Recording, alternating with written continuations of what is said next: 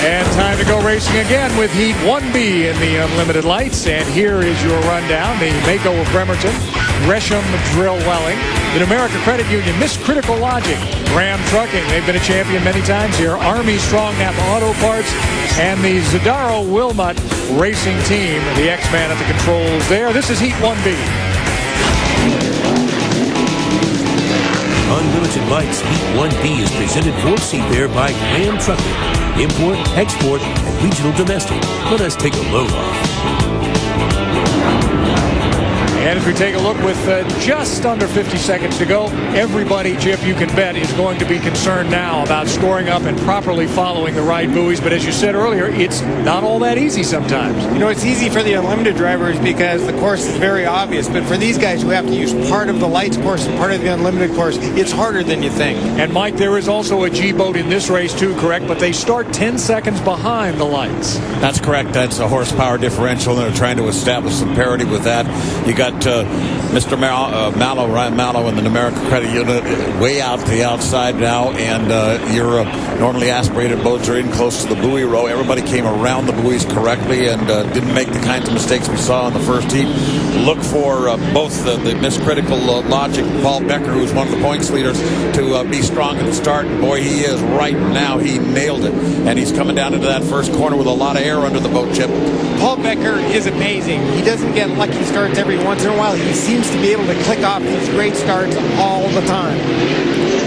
Off the corner, he passes one of the slower boats from the inside and absolutely establishes control on this heat right off the top. Becker, an airline pilot, of course, who started out with some lesser boats, but always seemed to drive them for everything they were worth. Sounds like a guy named Hanauer who used to do the very same thing. But Becker is moving down the back chute now in command, but he's getting a bit of a challenge now from the Mako Gresham Drilling.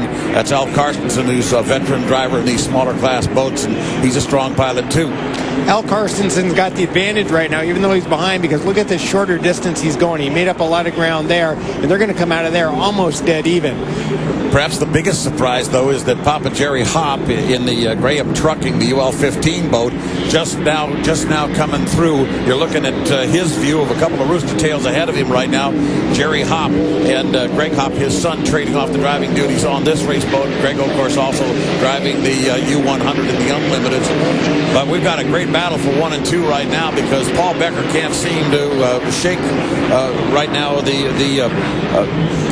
his challenger, and looks like we've got a good one coming down as Carstensen rather stays right with him. This is a classic race. The boat, the yellow and blue boat, that's Paul Becker. He had the fastest speed and the best start.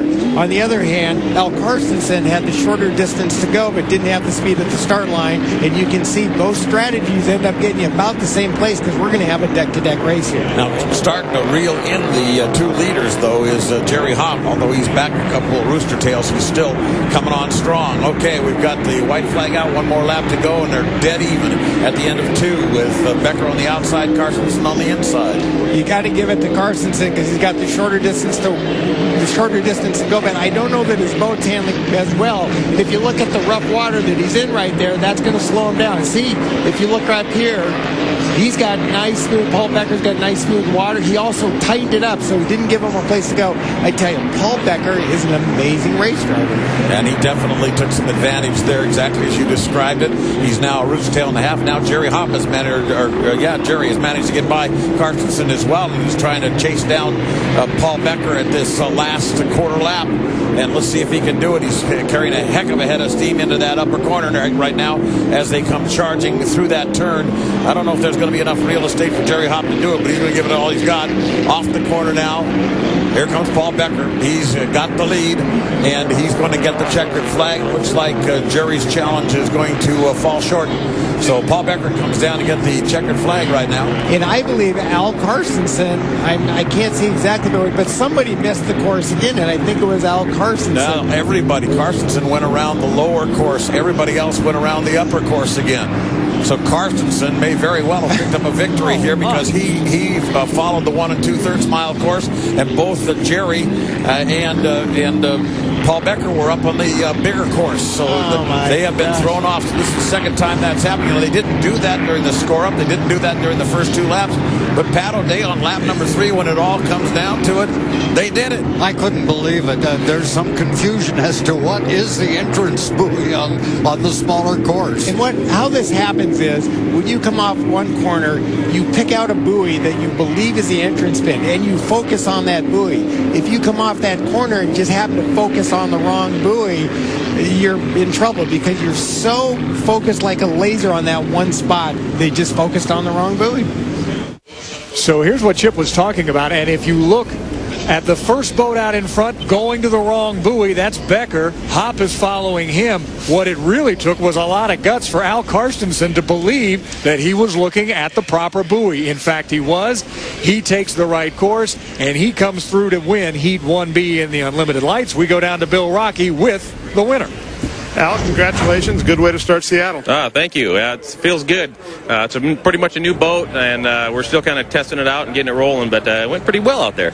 The first 2 heats, 3 or 4 drivers had trouble with the course. Explain to us, if you could, what they're missing out there. Well, what we have to start on the Unlimited course, and then we go to the Unlimited Light course. So we have 2 separate courses we go on. Just for the start, we're on the Unlimiteds. But when we go down for the second or the first full lap, we have to turn on a double green buoy, and that's our Unlimited Light course. So it gets kind of confusing. From the air and the helicopters, you can see the course real easy, but when you're in a boat, it's really not as easy to tell. So you were real conscious of where you're turning out there. Oh yeah, I knew they missed the buoy. I'm going, where are they going? They're going to hand this over? Okay.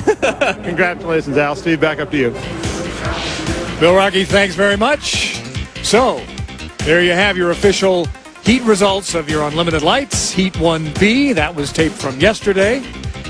And we'll be right back with more racing. In the meantime, enjoy the sunshine that has finally appeared down here on the shores of Lake Washington. After a chilly morning, we're in for a great sunny afternoon of racing, and the air show is still to come too. Do not go away.